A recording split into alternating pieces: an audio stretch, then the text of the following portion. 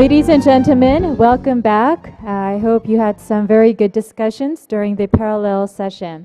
So we're now going to begin the last plenary session of the day. The theme is Green Growth Transformation. And I know we have a separate session dedicated to technology and innovation tomorrow, but during this session we're going to try to harness technological advancements. The session will be broadcasted live on Ustream, and at the same time Lord Nicholas Stern will be joining us from London via video. Okay, so the first item on my program is to introduce you to our moderator, Dr. Alex Bowen, who is the Principal Research Fellow of Grantham Research Institute on Climate Change and Environment at the London School of Economics. His research interests include the design of public policies to reduce greenhouse gas emissions, green growth, and the macroeconomic and labor market aspects of climate change policies. He has been a consultant to the EBRD, OECD, World Bank, among many others, and Dr. Bowen is leading the new research program at the Grantham Research Institute on Green Growth and a New Industrial Revolution, which is supported by the Global Green Growth Institute. So ladies and gentlemen, I will now hand over the floor to Dr. Bowen. Please give him a warm round of applause. Thank you. Thank you very much, and let me wish you good afternoon and welcome you to this third plenary. We want to discuss green growth transformation in this session, and this is really a matter of talking about how to make the structural changes necessary to bring about green growth in a way which achieves sustainable development and ensures that green growth is innovative, inclusive and effective in its ultimate objectives. We have the benefit of a very distinguished set of speakers in this final session of the day. I won't go into detail about their biographies, which are available in the programme, but I do want to flag that I was really impressed to see that each and every one of them has substantial experience, both as an academic, as an advisor in international organisations, and as a policy advisor to national governments. So the experience stretches from theoretical to the detailed empirical questions of policy. I'll introduce the speakers very briefly in turn before they speak. We will start off with the main presentation, the lead talk, which comes from my esteemed colleague at the London School of Economics, Lord Stern of Brentford. Lord Stern is the I.G. Patel Professor of Economics and Government at the London School of Economics, and is also the chair of the Asia Research Centre and my own institute, the Grantham Research Institute, there at LSE. He's worked as the head of the Government Economic Service in the UK. He's worked as the chief economist at the EBRD and at the World Bank, and has a huge amount of experience in public finance and in practical issues concerned with stimulating the transition to a low-carbon future. So I will invite Lord Stern to speak for around 20 minutes, and then ask the rest of the panel to respond and bring their own insights to bear on the issues which Lord Stern raises. So if I can check with Nick in London, are you able to hear us all okay? Hey. We're not sure that we can hear you at the moment. Let's just check. I can hear you very clearly, Alex. Can you hear me? We can now. That's great. Okay. Well, without more ado, Nick, it's over to you in London. Thank you very much, Alex, and good morning to you from London. I'm sorry I can't be with you, but I'm very happy to be in person, but I'm very happy to be with you in this way. I've been asked to talk about the future of green growth, And I'm going to do that from the point of view of what kinds of investments and in particular what kinds of policies. But I do want to, as I make an analysis along those lines, focus on the way in which the political will to follow the policies, to take the decisions, to make the investments can be generated. Because I think many of us see at the moment that the slow progress that we're making, and we have to recognize that it is slow progress, is largely a matter of political will. And we have to understand why that political will is moving so slowly and what we can do in the way of arguments and actions to make it move more quickly. But I want to do that through the discussion of investment and policy. So if we could go to the slide 2, which is a plan of what I have to say. Now, I need to know that you're looking at slide 2. Can you see slide 2? Yes, we have slide 2 on one screen and yourself on the other, so that's excellent. Okay. So that's the plan of what I have to say. We have to begin by recognizing that we are moving slowly and that we are going in a difficult direction. So could we move to slide 3, please? Can you see slide 3? Yes. My problem is I can't see which slide you're looking at. Alex, can you just confirm you got slide 3 there? Yes, where we're going. Where we're going. Exactly. Yes. Exactly. Now, basically, the answer to that question is we're going to a difficult place. I don't have to rehearse for this audience the whole process of the accumulation of greenhouse gases. But essentially, the path that we're on at the moment, we're adding about 2.5 parts per million of CO2 equivalent a year. We are now 445, 450. Such a path over 100 years or so would take us above 700 parts per million if it didn't change, if that path went on as business as usual. And that would give us substantial probabilities, we can't say exactly, 20, 30, 40, 50% of being above 4 or 5 degrees centigrade. That involves immense risks. That's, roughly speaking, business as usual. If we think about the consequences of that, they would be dramatic in terms of rewriting the relationship between humans and the planet. So it's those kinds of consequences, those risks, that policy and the story of the transition to green growth are trying to radically reduce. That's the purpose of the story, and those risks, we have to be clear, would involve hundreds of millions of people moving, perhaps billions of people moving, as a result of desertification, extreme weather events, sea level rise, and so on. And that kind of movement of people will involve, or is likely to involve, if history is any guide, severe conflict. So if the story is to be pursued with kind of energy and vigor that it needs to be, an understanding of those risks is fundamental. And my own view is that one of the reasons for the slow progress in political will is that the scale of these risks, the scale of the redefinition of the relationship between humans and the planet, the implications for movement of people and conflict, that those risks are not sufficiently understood. So one part of the story, not my main concern here, but we have to note it if we're talking about political will, one part of the story is that those risks are not sufficiently well understood. If we could go to next slide, slide 4. This is, in slide 4 is an illustration where we're going, number 2, an illustration of what kind of emissions are to be expected if everybody comes good on the commitments they made in Cancun. We would be somewhere in that red shaded area, somewhere between 50 and 60, 65 parts per, somewhere between 50 and 65 billion tons, gigatons of emissions per annum of CO2 equivalent.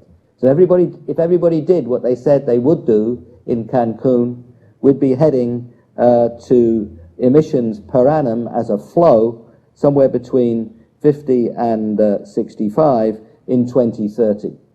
the 2-degree path, just a 50-50 chance of 2 degrees, would have to lie somewhere around just above 30, somewhere between 30 and 35.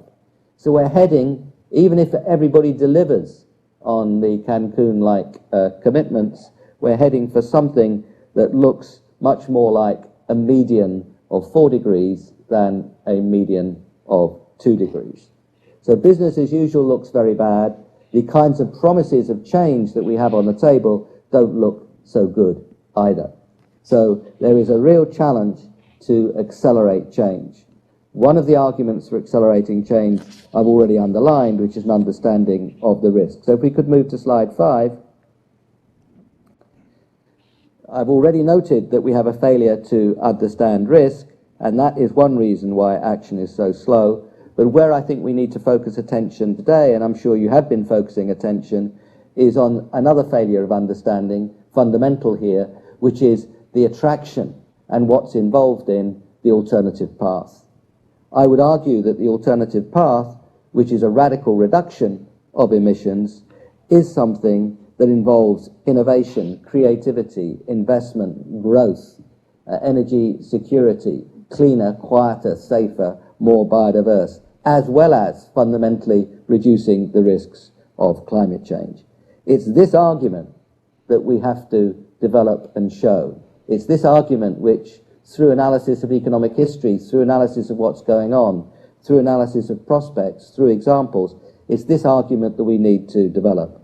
I believe it's a powerful one, but we need to do a lot more work, and that's what many of us are involved in the Global Green Growth Institute are doing, and in many ways it's a fundamental purpose of the Global Green Growth Institute, arguably the fundamental purpose of the Global Green Growth Institute, to articulate, describe, and show what's involved in such a path.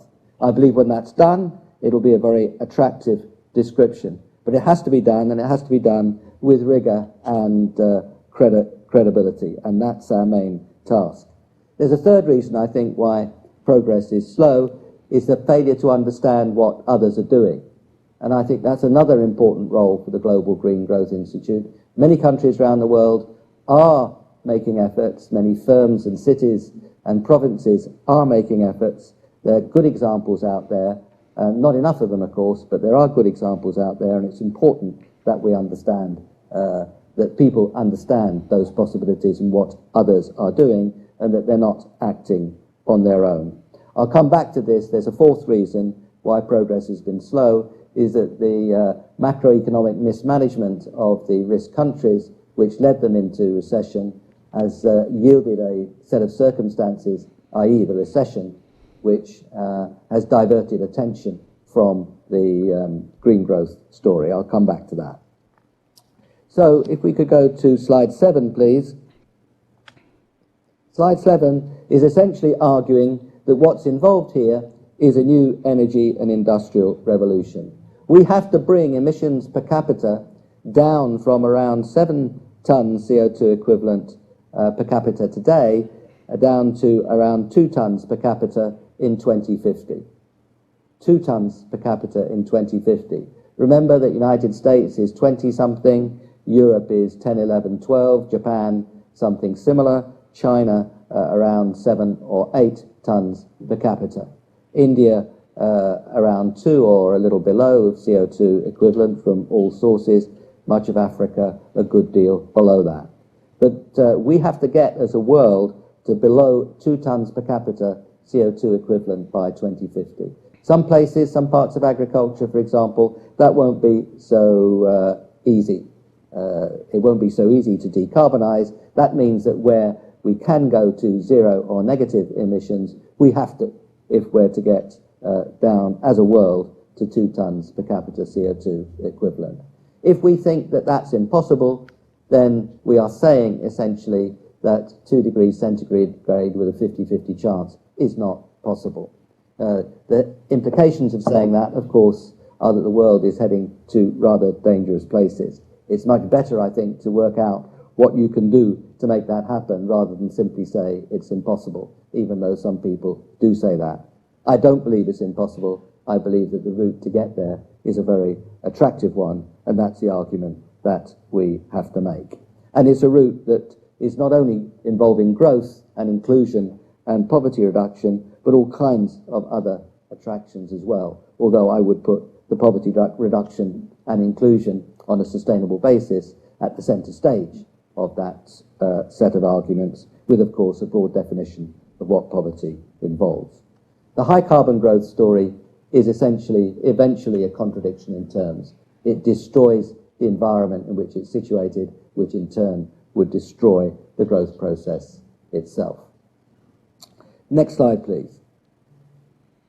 So we know that the scale of change involves an energy and industrial revolution. If you look back at past waves of technological change, you can see this is a stylized graph, but this follows the classification of the great historian of technological change, Christopher Freeman.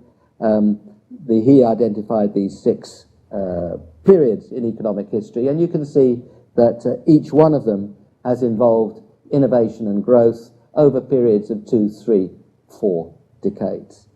At the moment, we're not only in the beginnings of the energy industrial revolution, we're clearly very much involved in the information and telecommunications revolution.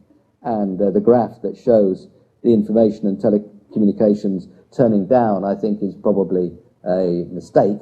I think that information and telecoms revolution should still be charted as going upwards. And to have that revolution going on at the same time as an energy and a bio revolution seems to me to be an advantage the world should take.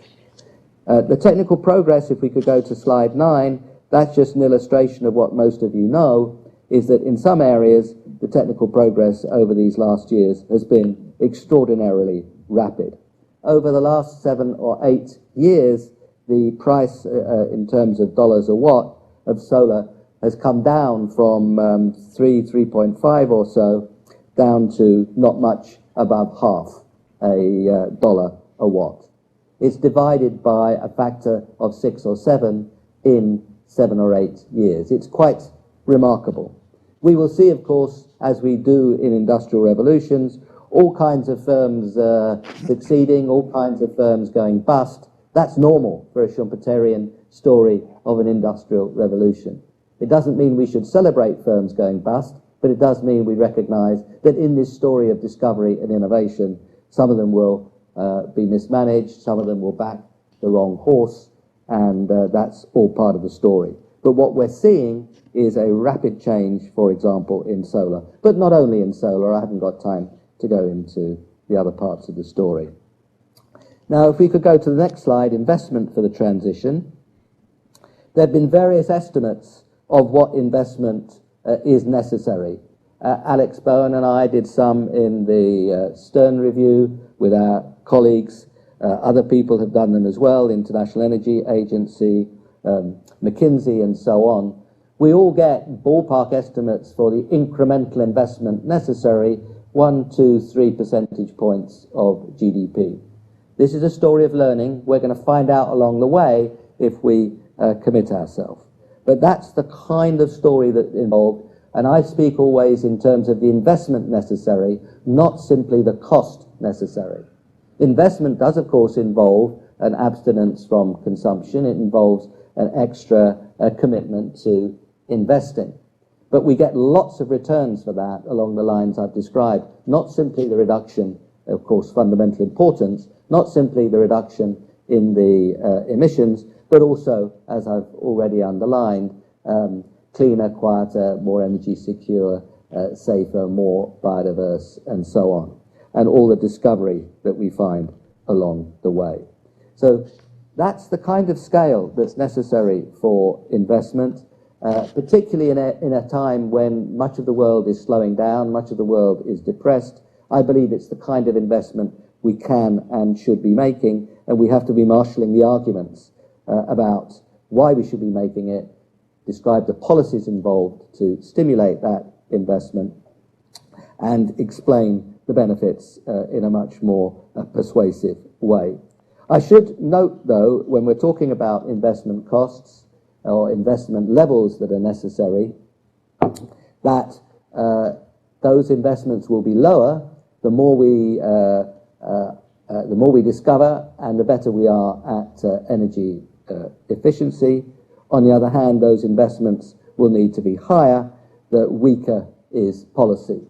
And government-induced policy risk is a big part, a big deterrent to investment. It's a big factor in making investment more costly. So we can raise these costs by bad policies. We can lower these costs or these extra investments needed by good policies. Now I have a few slides here, 12, 13 and 14, on technical progress and possibilities in hydrocarbons. I won't develop them here. I think perhaps we should return to them in the discussion. My own view is that the new emphasis on gas and unconventional gas does give an opportunity to use substitute coal and use gas as a bridge on the way to new technology. It's an opportunity which I believe the world should be taking, but it is not a long-term solution to the problem of finding low-carbon growth. If you just look at the numbers, if the whole world substituted gas for coal in electricity generation, we would probably reduce overall emissions per annum by perhaps 5 billion tons. If you think back to the kind of scale of reductions we need to make, that's an important part or an important contribution to those reductions, but it's actually a modest part, much less than a majority. It might be 10 or 15% of what we need to do. So substituting in its entirety, substituting coal right out with gas would make a major contribution, but even that would be a small part of what we have to do. So it's very important to see gas as a bridge to the new world of energy efficiency and non-hydrocarbon or hydrocarbon with carbon capture and storage. I also note that the current world valuation of hydrocarbon reserves is totally inconsistent with the idea that we're going to achieve anything like a 2-degree world with a 50-50 probability. You cannot believe two things. You cannot believe that we can burn all the hydrocarbon assets unabated without carbon capture and storage. You can't believe that and believe we're going to get anywhere near 2 degrees. You could burn perhaps a third of what is already established and proven. So that's a very important observation. It's saying that the world markets are acting on the assumption that very little will be done in climate change policy. Very little progress will be made in the transition to the low carbon economy. I believe and hope that the markets, as before, are making an extreme assumption. But in looking at the persuasive power that we need to marshal, we have to recognize that at the moment, the markets do not act as if policy on this issue is serious. If we could go now to slide 15, I want to begin my discussion of policy. And I'd like to focus for a moment on slide 16. Now, many people argue that if we just got a good price for carbon, the wonders of the market and entrepreneurship and competition and creativity would sort out everything else. Now, I'm a great believer in the virtues of the market, in entrepreneurship, bringing down costs and so on, but that argument that all you have to do is to set the price for greenhouse gas is naive. It actually is what you would say if you'd just done a first-year course in economics and not got any further. Basically, there are another 5 at least fundamental market failures which we have to think about from the point of view of policy. And let me go through them very quickly. I've mentioned greenhouse gases and the externality associated there. Fundamental, some kind of price or regulation for greenhouse gases. That's the starting point. Let me not diminish that. That's fundamental. But we have to go on. Research and development have always in economics been seen, because ideas are public goods, as an area for public policy associated with market failure. It's particularly important in the context of climate change for two reasons. One is the urgency. We really are having to act quickly here because of the dangers of delay, the ratchet effect of flows turning into concentrations, the lock-in of high carbon infrastructure. So over and above the normal argument for supporting R&D, which is of course very powerful, we have here also the sense of urgency. But there's a further one which distinguishes this case, which is that the adoption of the outcome of the R&D is helpful to everybody. That's not normally the case for a private good. Because the emissions of greenhouse gases is a public good, the reduction of those emissions is a public benefit, so the adoption of the research outputs and development outputs is a benefit for everybody. That's why the R&D story is particularly strong in this case. A lot of what we have to do here is about innovation, discovery, and the long term, and surely we know that capital markets don't handle long-term risk very well. Lots of things we can do to make that better in terms of investment banks to share risks, clarity and commitment, and institutional commitment in government policy and so on. But we do have to recognize the risks in the capital markets. A lot of the fourth area of policy, a lot of the story, a lot of the things we have to do involve networks. Networks have, again, network externalities are an important part of the story of public policy.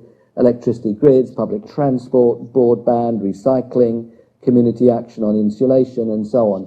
They will need government frameworks, not necessarily government ownership, but they will need government frameworks if they're to function.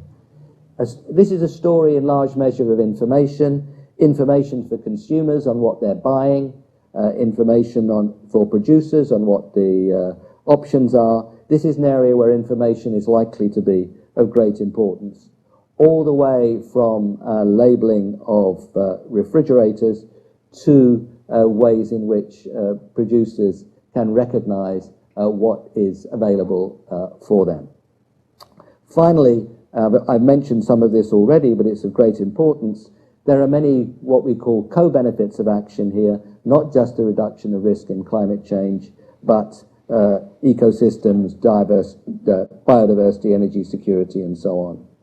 There are many ways we can tackle all six of these, but we have to recognize the fundamental importance of all of them. This is not an economy which is perfect except for the externality of greenhouse gases.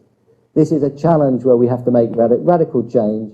We have to spark off, accelerate, foster an energy and industrial revolution, and we're going to have to think of policy on all these six fronts if we're going to make progress. Now, I am running out of time, so let me just make very quickly 2 points further on policy. Slide 17, please. Development, mitigation, and adaptation are intertwined. We make a mistake if we try in policy terms or institutional terms to pull them apart. There's so many examples. Let me just emphasize low-till and low-water rice. If we adopt the more modern methods for rice cultivation, flooding the fields less, we use less energy in moving water around, we emit less methane from the flooded paddy fields, and we have a technology of production which is more robust to weather-related disruption. Many examples across the board in buildings, in electricity systems, in public transport, and so on. So if we're making policy, let's recognize, indeed celebrate the interaction between development, mitigation, adaptation. Let's do all three at the same time, and let's not make organizational structures which push us in the direction of separating them. Slide 18, please. Here I'm underlining the point that the time to make investments in the future growth story is when interest rates are low and there are unemployed resources. On the whole, in the rich world, we've been missing an opportunity. Countries such as Korea and China have done much better.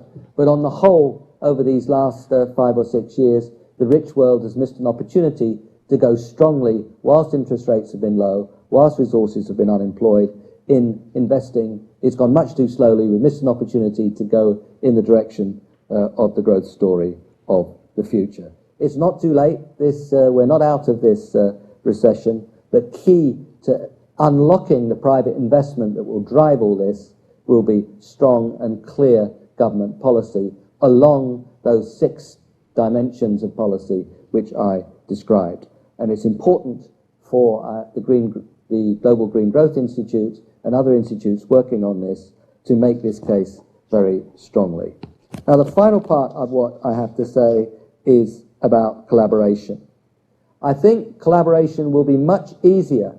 Could you go to slide 20, please? I think collaboration will be much easier if we understand this story as a dynamic partnership, if we understand this story as one of the new energy industrial revolution. Not a static story of simply embarking on more costly techniques and looking to others to bear the extra cost of production. This is a story where there are gains to everybody, not simply in the reduction of greenhouse gas emissions, although that's fundamental, but in this journey of discovery in a much more efficient, low-carbon world. That's why I think that the language that India proposed at Cancun, equitable access to sustainable development, is so important. That means rich countries are making the emissions cuts that historical responsibility points to and requires them ethically, in my view, developing the new technologies, but working together with all countries in the world.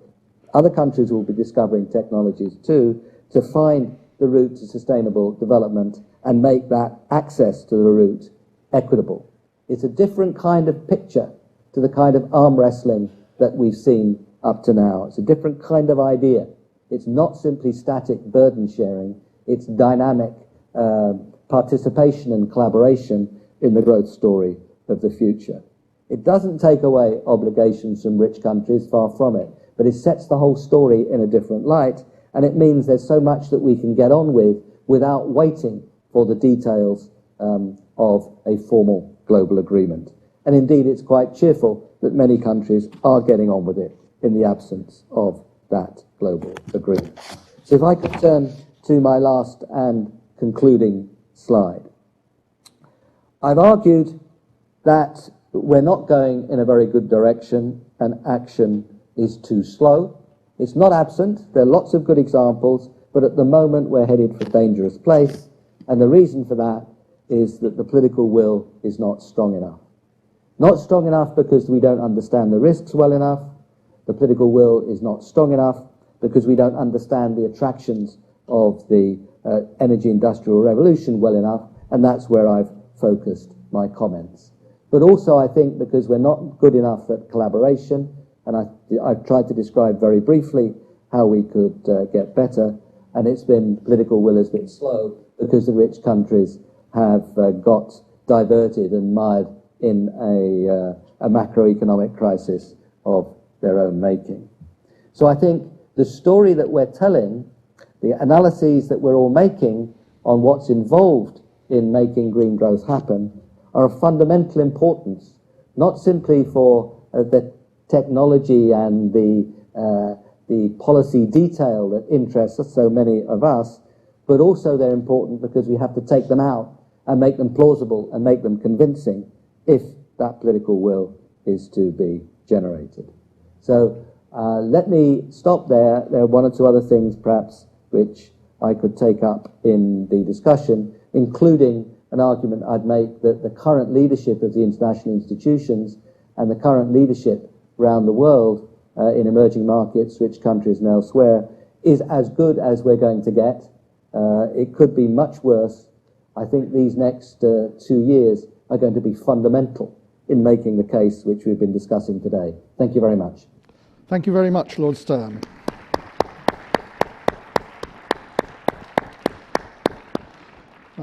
The discussants are joining me again on the platform, and I will introduce first His Excellency Dr. Rene Castro Salazar. Dr. Castro is Minister for the Environment, Energy and Telecommunications for Costa Rica. He's, amongst other things, pioneered schemes of payments for environmental services there. And I think it's very fortunate that we have him to speak to us today, given what Nick Stern said about the need to learn from others and understand the great variety of efforts to engineer this structural transformation that Lord Stern has explained is so urgent. So, Dr. Castro. Thank you. Thank you very much. First of all, let me react to some of Nick's ideas, but first of all, nature is not waiting for us to agree for the diplomatic negotiations, for the legal agreements. We are witnessing, especially small island states, to disappear as members of the UN, and the country is essentially witnessing it, taking note that it is happening as is being forecasted. And in Costa Rica, we want to say that that's morally wrong. It's fundamentally wrong. And for an altruistic reason, as member of the UN, we should work on that and prioritize that. And for a selfish reason, we do have vulnerable areas, coastal areas, the poorest of the poor people, that will suffer the same fate if we are not able to react. Saying that, what can a small country like mine do? Essentially, preach by example. Essentially saying to small and big countries that nobody is as small or as big of being irrelevant. And at the same time, in times of climate change, trying to develop.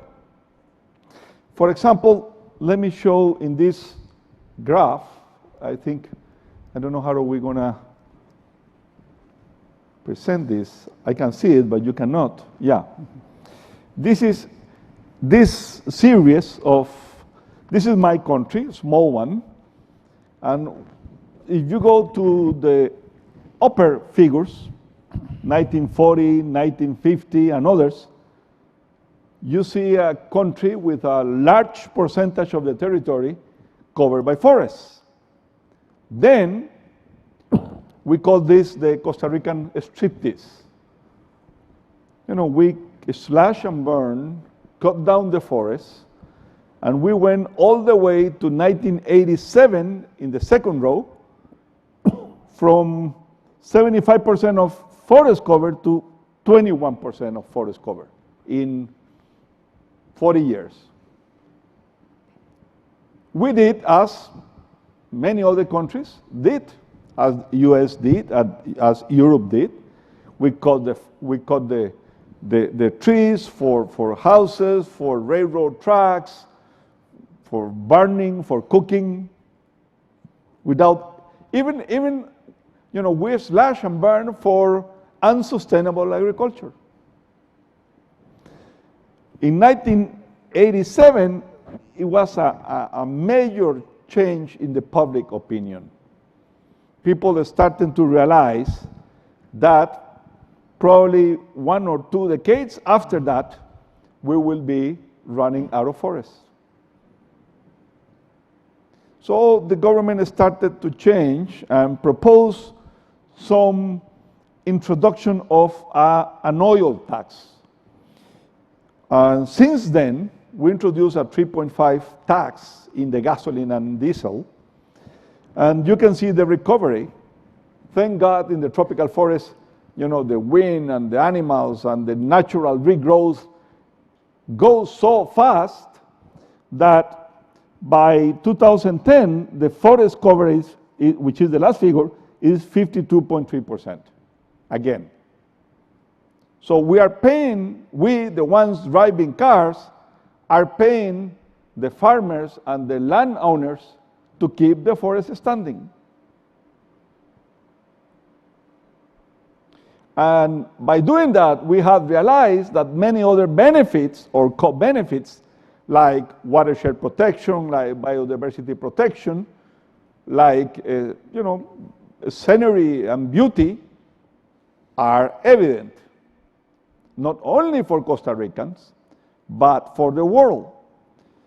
All of a sudden, the agriculture that was the base for the first years of slashing and burning the trees was replaced by a new activity that we call now ecotourism. And ecotourism in a small country of 4.6 million people is now 2 million people. But more important than that, these tourists are spending more money in Costa Rica than the tourists are spending in France or Spain per visit. We receive 4 times less visitors than Croatia in Europe, and the same money. These are some of the co-benefits. What is next now? Well, we cannot keep growing the forest in all the way back because we still have to eat, and we still need to have some cities and others. So we are now reshaping for the remaining 48% of the territory what to do there, how to improve the agriculture, how to add shadow again to the coffee plantations, how to provide shadow to the cattle ranchers, how to do better in the parks and with tree fruits, and how can we again learn how to use the wood out of the native trees. For that, we need not only the tax, but long-term financing. Because the idea now is, how can you combine long-term financing that will pay back to the system when the trees or the fruits or the productive wood is commercialized? This is the second generation of the payment for service. A little bit more productive, a little bit more organized, in competing with agriculture and providing a livelihood for traditional agriculture. And just to give you a second example, I think I can do it here. This is part of this second generation. We presented in Doha, in Qatar, the first coffee that is CO2 neutral. And we have been promoting this. And why is it important to have CO2 coffee neutralized in terms of emissions? Well, first of all, because you can, now safely and in peace with your soul, drink coffee that is not adding CO2 to the atmosphere, but also is the best coffee in the world. Don't tell the Colombians. But in addition to that, what happened to us in the field? Well, the coffee producers learn how to reduce the energy consumption per unit of production, how to reduce water consumption and on water waste per unit of production, how to reuse the trimming, the waste of the meals for their own use as compost, as producing fuel, and how they got involved all the community. And after having it neutralized, what they are learning now is how to compete now with a big contender, Italy. You know, they have the best cappuccino and macchiato and other coffees, and Italy does not produce coffee. They only know how to serve it well. Well, we need to learn how to do that. And in the last 2 months, we served the best coffee, CO2 neutral in the world, to President Obama and to President Xi Jinping from China. And make sure that these two big constituencies saw their presidents drinking Costa Rican CO2 neutral coffee during their visits to my country. And what is next? Well, this year we will have CO2 neutral pineapple. Next year, CO2 neutral dairy products and milk and others. And starting this month, in addition to agriculture, there will be a transformation in the Costa Rican public fleet. Taxis and buses will be switching from traditional fuels to hybrids and electricity. Think to long-term credits and agreements with countries like Korea, China, Japan, and others that are interested in selling this cleaner technology to us. We are interested in buying it and improving the situation of the urban areas of Costa Rica. What is stopping us from accelerating the process of transforming the transportation system, which is the Achilles heel of the Costa Rican goal of being CO2 neutral in 2021? Mainly that they don't know at what price they will receive some of the partial payments we want to do in CO2 certificates. And that's a matter of discussion. But they will, because it's in the interest of the two countries. You know, it's a win-win deal. So my point here is, yes, we can do things to mitigate and at the same time to be more competitive, because you save energy, you save water, you reuse some of the waste and material. But we need to have decisions, and especially to keep in mind those most vulnerable, like the small island states, like the poor in our countries, and design public policies for them. If we do that, we will have a country and a world that will be more prosperous, more green, and more equitable. Thank you very much. Thank you very much, Dr. Castro. I think that's very heartening contribution. It's reassuring to know that there are big benefits very early on from inducing a transition towards more sustainable development. And given the urgency of the problem, that's very reassuring.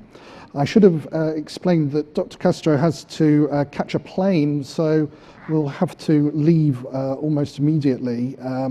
But thank you very much indeed for your remarks. Thank you. Thank you very much. Yeah, that's me. Now I'd like to introduce our next speaker, Dr. Masahiro Kawai, who's the Dean and Chief Executive Officer of the Asian Development Bank Institute. Dr. Kawai is an academic, public policy maker and advisor on many economic issues. His institute has done a lot of work on the transition to a low-carbon economy in society, most recently in a project on policies and practices for low-carbon green growth in Asia. And I'm sure we will benefit from Dr. Kawai's insights. Thank you. I'm very happy to be here. It's a great honor to be a panelist in this session, responding to Lord Nick Stern's presentation. I think he made an excellent presentation. I tried to find some issues which I might be able to challenge, but everything I have no disagreement, and his presentation was excellent. So I think what I'm going to do is to add a few remarks to reinforce his point. He talked about sustainable development, innovation, policy, collaboration, and also political will. I just want to take a look at just briefly developing country issues. For most developing countries, climate change mitigation is not the most important policy issue. Let us make it clear. However, maintaining sustainable economic development is becoming a very, very important issue. What this means is to make sure that environmental degradation is not going to worsen. People's health will be, good health will be maintained. Energy not much inefficiently consumed. And pollution everywhere not affecting people's life. So a good sustainable development program can be a very good approach to climate change mitigation as a result. I think this is the fundamental approach for many developing countries. Also, in the case of Asia, about 650 million people do not have access to electricity. So this has to be addressed. Providing sufficient public services and infrastructure services for the poor in Asia is a very, very important challenge. And this needs to be done in the context of sustainable economic development. This is the kind of challenge that many developing countries are facing. At my institute and ADB, we conducted a study on infrastructure investment needs for Asia. Earlier, Amar Bhattacharya talked about global infrastructure investment needs. According to our study, for the next 10 years, every year, about $750 billion of infrastructure investment would be needed. This does not include environmental improvement investment or climate change adaptation investment. So if you include these, the amount would be bigger. The story is that infrastructure is becoming increasingly greener. Of course, many developing countries still build roads to accommodate automobile transport and so forth, but increasingly the whole mix of infrastructure investment is shifting towards greener investment. If we think about urbanization in Asia, according to our study, by 2050, an additional 1.4 billion people would be added to the cities, urban areas. A massive amount, massive number of people would be added to the urban area. This would require heavy investment in cities, for smart cities, clean transport, water and sanitation, and increasingly investment is becoming greener. When we conducted a study on developing Asian countries' green growth strategy, Many countries are doing surprisingly significant efforts, including innovation activities. Of course, when we talk about innovation, developed countries can reach a top-notch, innovation frontier. When we talk about innovation in developing countries, we are really talking about utilization and adaptation of the existing technologies, combining various components of existing knowledge into something more useful. I think this approach, this trend in developing countries is very, very healthy. And what we find is that several factors would be important for developing countries' innovation approach. One is cultivation of local capabilities to develop and deploy low-carbon technologies. The second is the importance to encourage interactions among firms, research organizations, and users, so that useful innovation, new ideas can be developed. And third, this needs to be done within the context of local social structure. Many countries do have national innovation systems, and expanding such national innovation systems to include low-carbon innovation activities would be quite useful. So let me just make one or two additional words on the importance of general policy. Lord Nixon talked about the importance of various policies.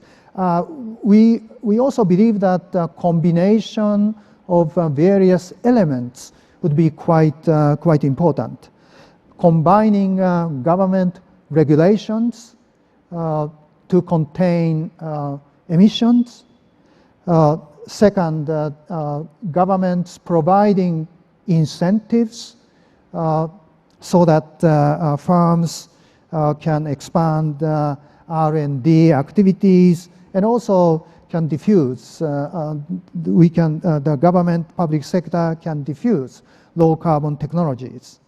The third is carbon pricing. In the context of developing Asia, we are really talking about elimination of universal fossil fuel subsidies, and then providing a social safety net against this through a targeted cash transfer system to protect poor and affected vulnerable people. And financing is very important. Institutional governance reform is important. This is my last point, which is that achieving sustainable economic development is essentially a governance issue. Many different ministries, not only environmental, health, but also energy, transport, industry and trade, urban, various ministries have to work together in a coordinated way to make sure that sustainable economic development is realized. Thank you very much. Thank you very much, Dr. Kawai. I think it's a very salutary reminder of the need to advance on several fronts at once. I'm very struck by your emphasis on the need for the reform of governance at all levels. It's not just a case of a global deal, but deals within countries, within regions. And I think also your emphasis on the need for innovation appropriate to local conditions is also helpful. Let me now move to our final speaker.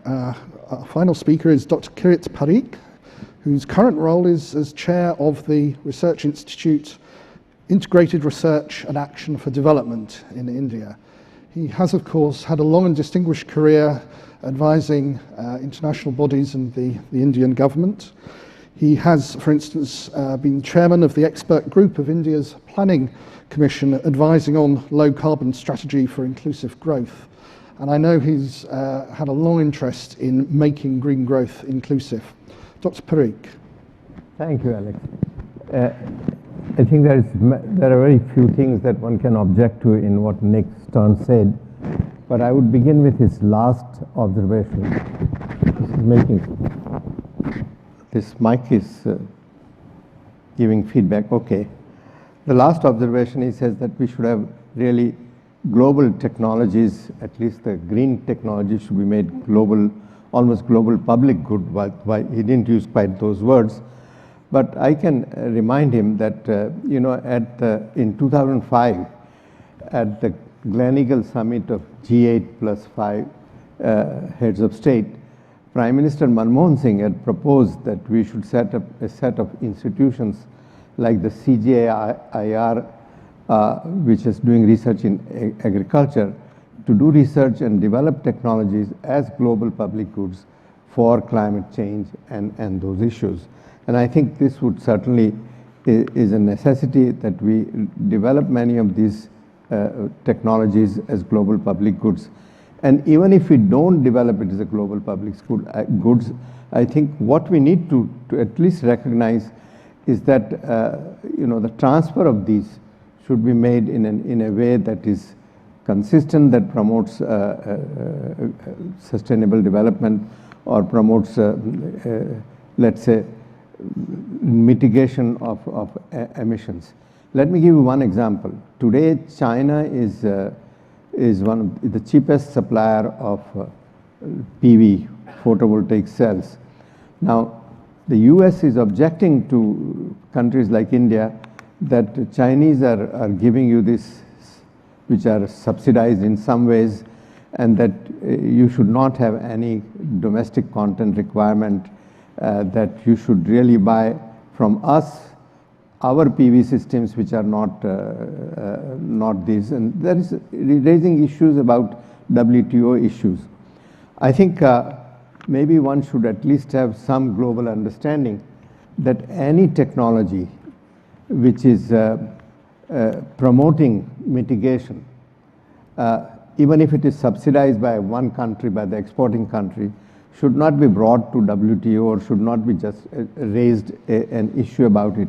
Because your final objective should be really not just promote your own country's exports, but you should also think about what the co-benefits of greenhouse gas mitigation that takes place.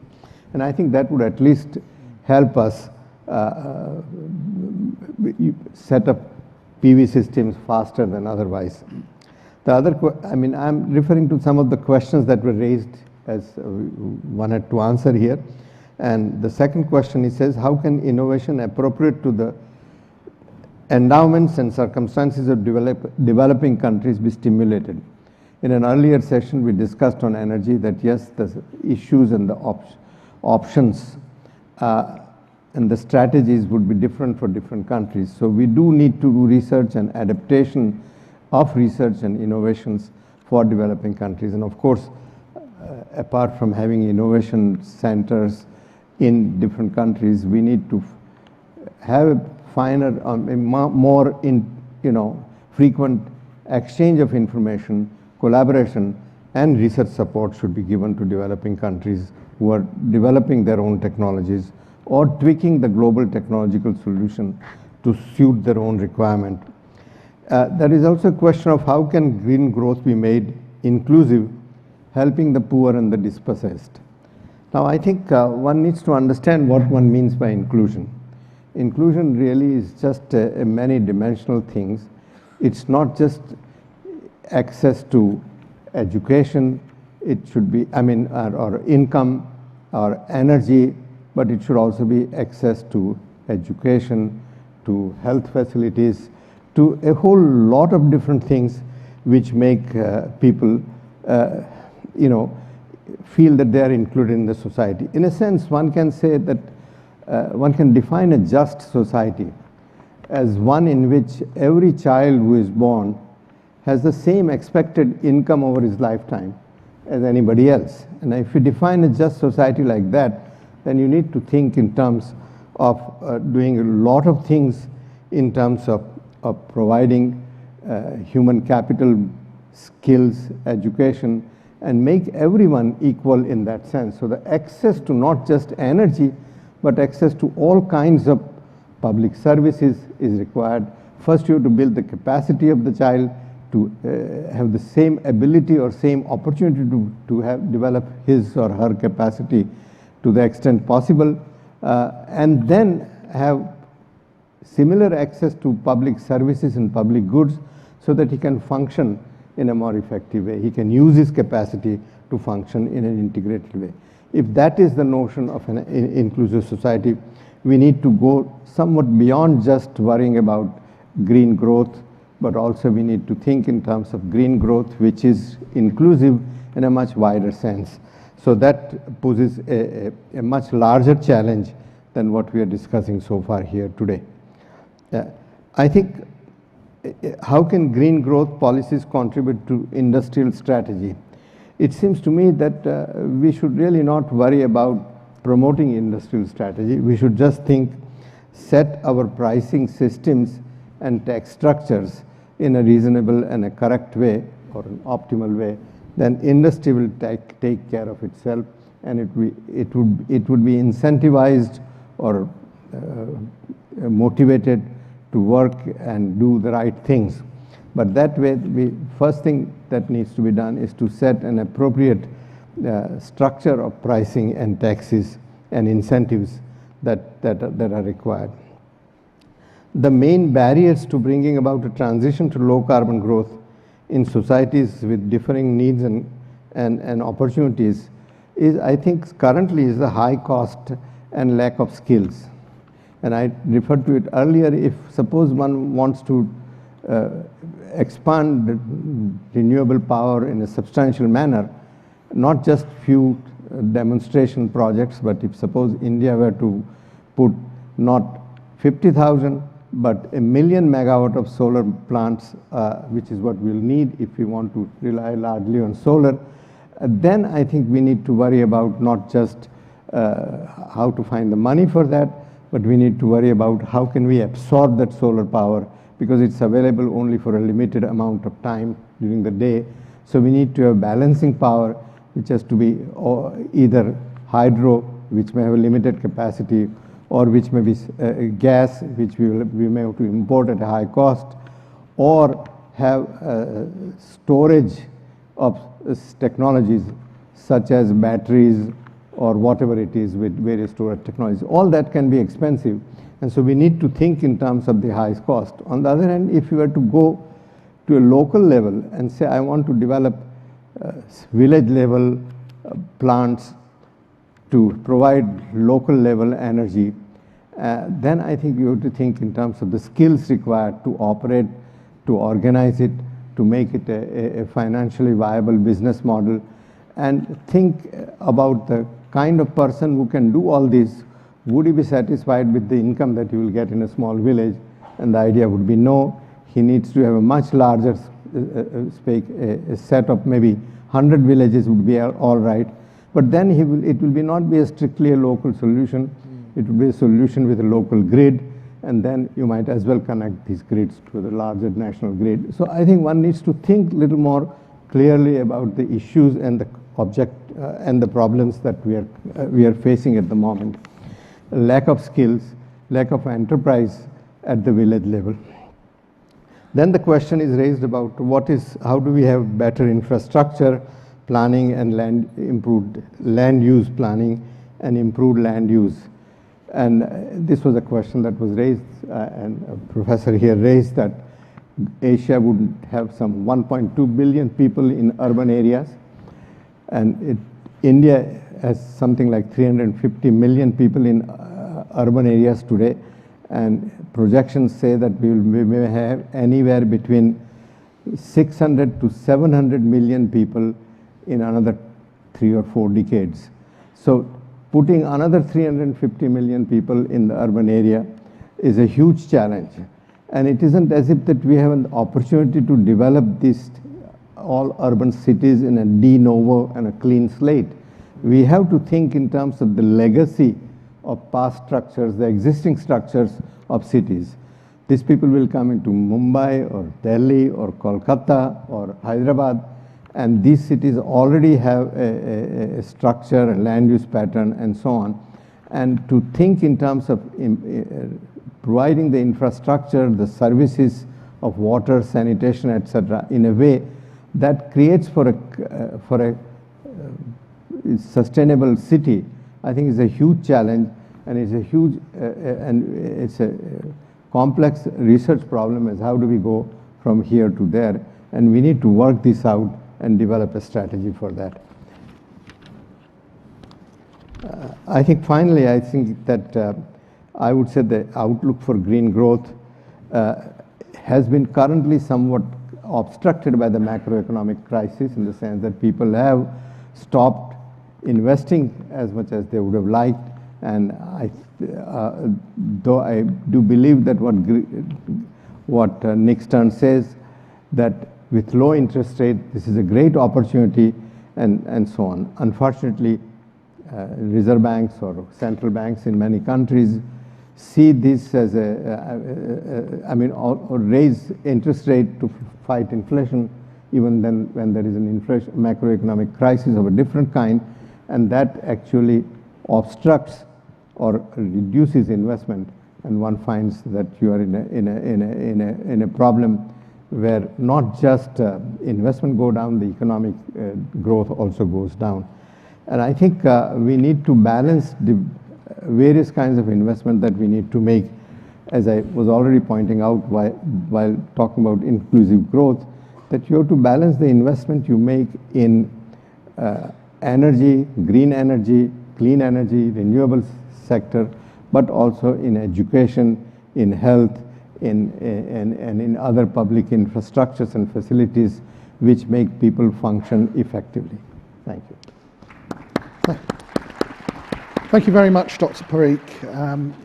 I think you've reminded us that, as Nick Stern said, we have to attack across a broad front. There are lots of market failures to address, and we also have to think about how the policy instruments we use to do that affect inclusivity.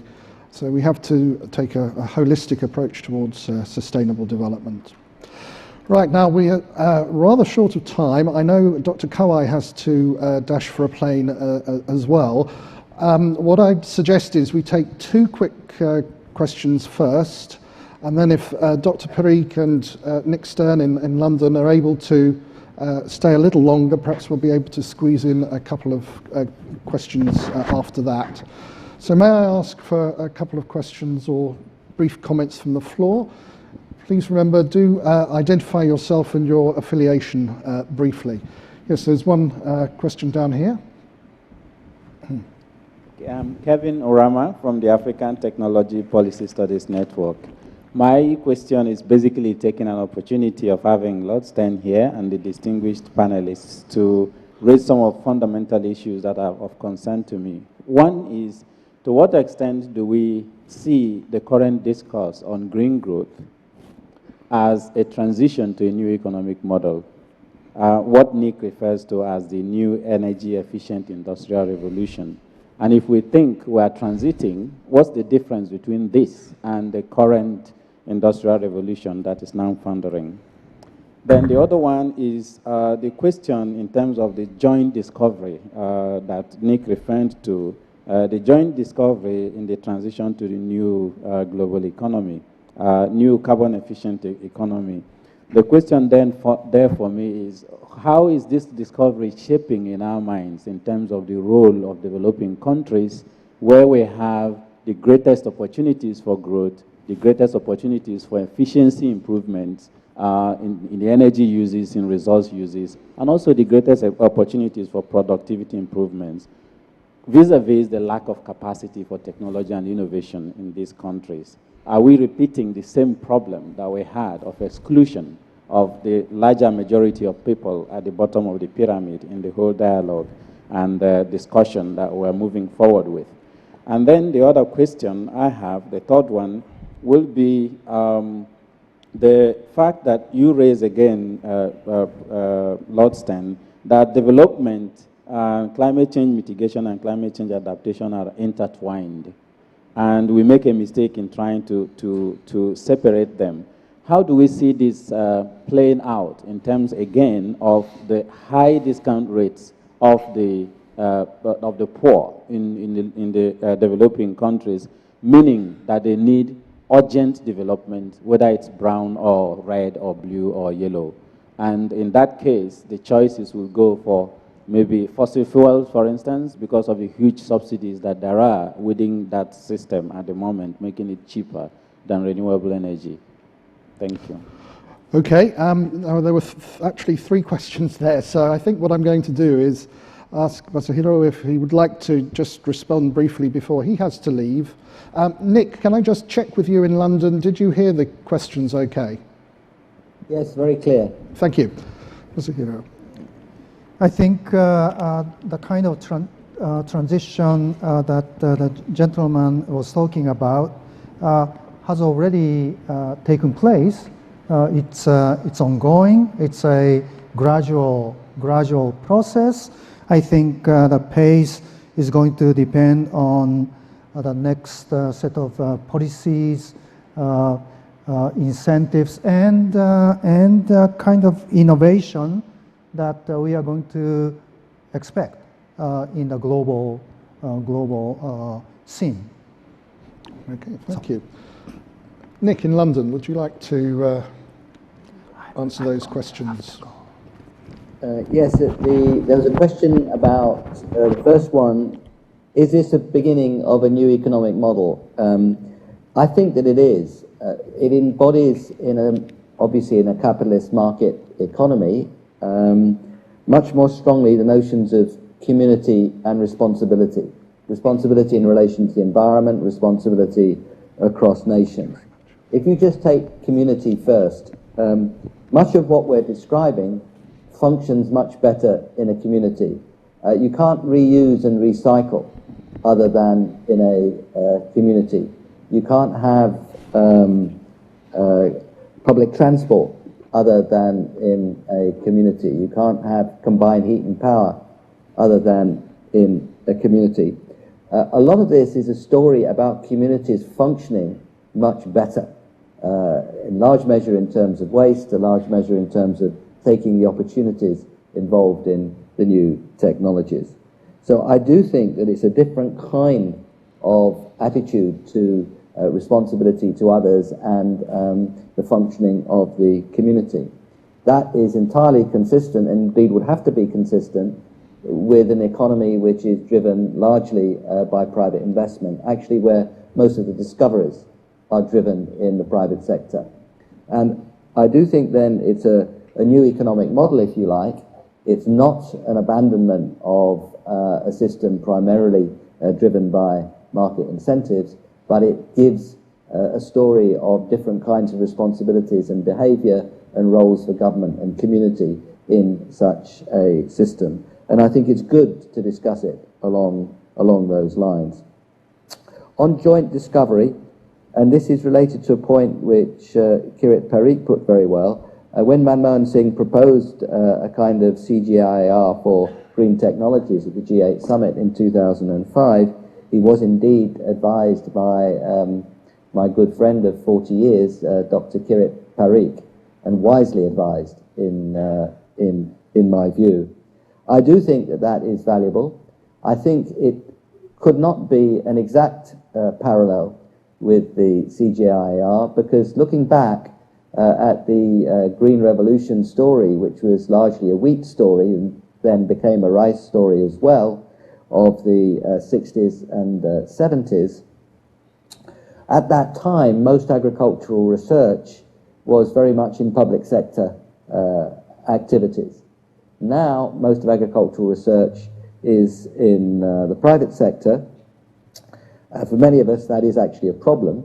But if you think of the kinds of activities we're talking about now, about the development of battery storage, new types of solar, tidal power, all the various frontiers that there are in this discovery, it's going to be, I think, a story where the private sector has a much bigger role than it did in the CGIAR years of, or the years of establishment of the CGIAR. So we have to work out how, in that context, sharing can occur. I think it's exactly the kind of issue that the Global Green Growth Institute should be studying. I believe we can do much better on sharing than we are at the moment. But that distinction between public and private in discovery and how that's changed over the last 40 or 50 years is important. I think the whole story of demonstration, not just R&D, but demonstration, learning by doing, that's enormously important in a lot of the advances of efficiency of cars that have been made. A lot of the reduction in solar cost has simply been getting down to the basic engineering, going to scale, doing everything in smarter ways. The narrow R&D concept is exactly that, too narrow, I think, to describe this kind of learning by doing, learning in action. The last question on what are poor people going to do? Well, I think poor people are going to do what's attractive to them over the medium term in relation to the options that they have. I worked on tea in Kenya in 1969. It was my first applied project as a young academic, and the farmers of Kenya, because this was on small holdings, were ready to make long-term investments in planting a new crop, a crop which wouldn't come to any kind of fruition for 4 or 5 years, and would in fact take much longer than that, because that's the growth of the tree bush, to come to big flows. So I think medium term, rather than very short term, is a good way to look at the investment willingness of poor people. And it's the challenge of public policy, and indeed of the private sector, to offer options, offer incentives that can help them make the kinds of decisions which are good for them and good for their communities. I think, for example, the kind of work that the Grameen Bhakti is doing in Bangladesh, which Harish Hande is doing through Selco in Karnataka in India, combining the microfinance with the kinds of solar PV options that are available on a micro scale. I think those are very good examples of the way in which people can really participate in a new energy industrial revolution at the smallest scale and the poorest people. Thank you. Dr. Parikh, what's your response to the questions, and especially this question of how the great opportunities in developing countries can be realized? I mean, what can be done to ensure that capabilities are developed sufficiently that these opportunities are seized? No, I would like to also respond to what Nick said. I think, yes, it is true that today private sector plays a much larger role, but it doesn't mean that the government sector or public sector necessarily has to play a smaller role. I mean, today we see that sometimes, for example, in development of research for cellulosic ethanol, the key, the most important element is a genetic material or an organism, I don't know, which is now patented by a US firm, and unless you get that, you cannot even do the research in this. So I think there are areas in which we need to think about a proper balance of public and private sector research in this. I think the developing countries have a very large opportunity because, you know, say 90% of the houses to be built in India are not yet built. And similarly, when our economy grows at 8%, then the capital stock doubles in 7-8 years. And so that we can bring in new technology, more efficient technology, and the burden of old technologies is not really with us that much. Of course, that doesn't apply to the cities as I was describing, because the cities are there and they don't crumble away in that sense. So, but because that we have to bring in a lot more new investments, lot more new capacities, lot more new appliances, lot more new power plants and so on, I think there is a great opportunity to concentrate on technologically superior and more carbon efficient investments that we can make. Thank you very much. Let's just take a question down here at the front. Thank you. Thank you. This is Sugi Liang, former chairman of Korea's Presidential Committee on Green Growth. Thank you, panelists, and Lord Stern in particular for this fascinating session. Now, I have one question specifically to Lord Stern.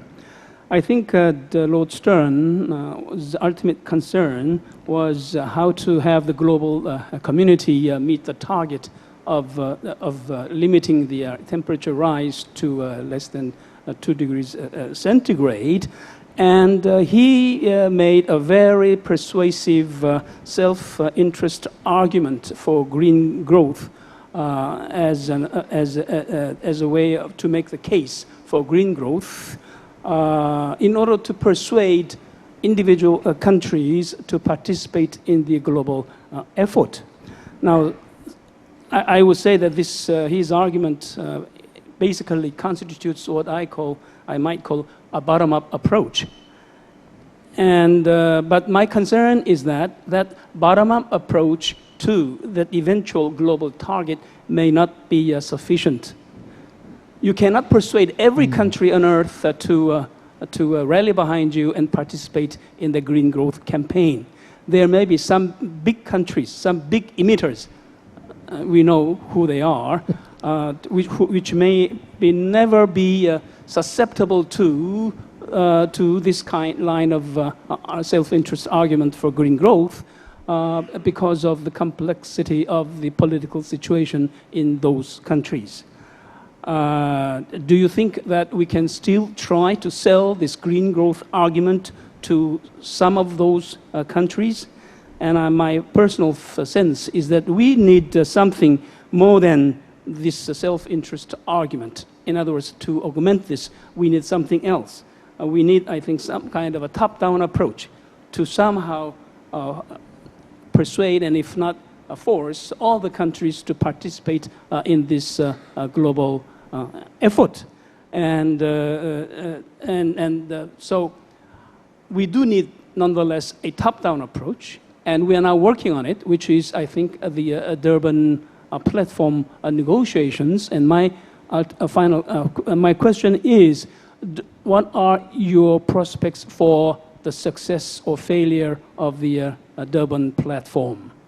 It would be nice if we had a big hegemon which can lead all others to participate in the effort, but I think that the tragedy is that we do not have such a hegemon at the moment.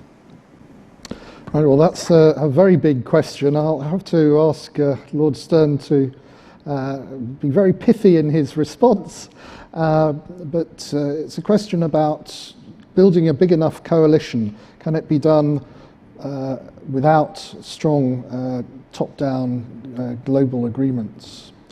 Nick? The top-down and bottom-up reinforce each other. Actually, I'm often accused of being too top-down, so it's quite nice to be accused sometimes of being too bottom-up. But my position is actually that you have to have them both. They feed off each other.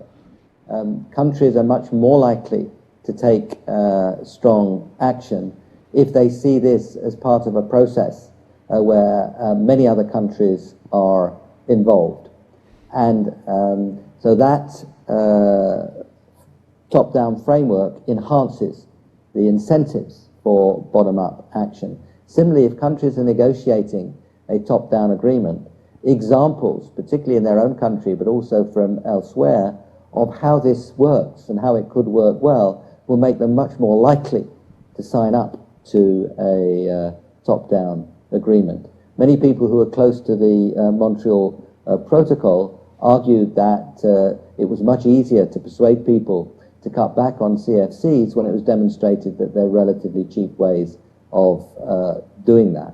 So the top-down agreement was facilitated by the bottom-up progress in the new technologies in that context. Now, this one is, of course, much more difficult than that, but the key point is that those two things feed off each other. There will be a very important meeting of the UNFCCC process in Paris in December 2015. That's COP21, where an attempt will be made to put into an agreement the kind of principles that were outlined in Durban. So the Durban story is Durban to Paris in 2015. I think that is extremely important. I think the gathering of the presidents and prime ministers, which Ban Ki-moon, Secretary General of the UN, has called for September next year, will be extremely important in setting that road to Paris. And I hope that the Global Green Growth Institute and others will be able, in this coming year, and it is urgent, to develop a very powerful case on how low carbon growth can be done, so that the presidents and prime ministers will be encouraged to chart a strong path towards a global agreement in Paris in December 2015. Thank you very much, Nick. I think that's a very good place to finish this, this session.